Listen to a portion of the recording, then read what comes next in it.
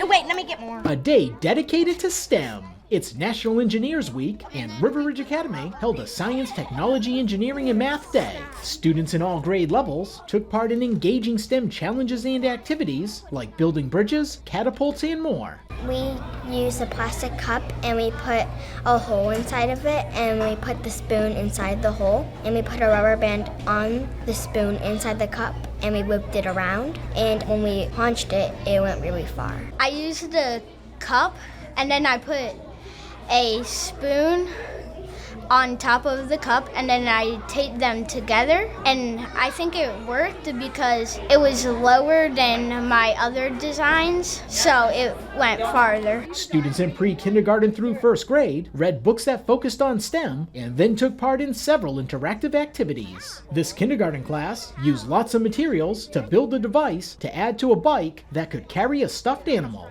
Little ribbon bands and big ones and popsicle sticks and pipe cleaners and some string.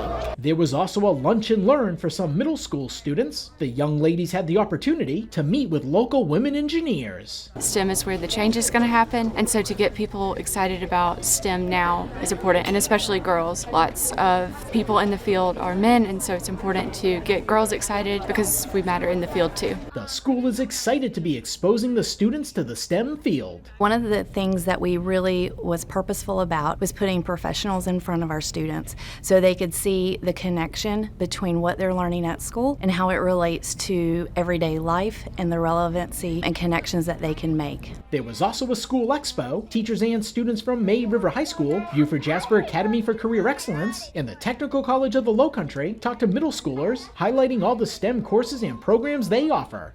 At River Ridge Academy, Ron Lopes, Beaufort County School District.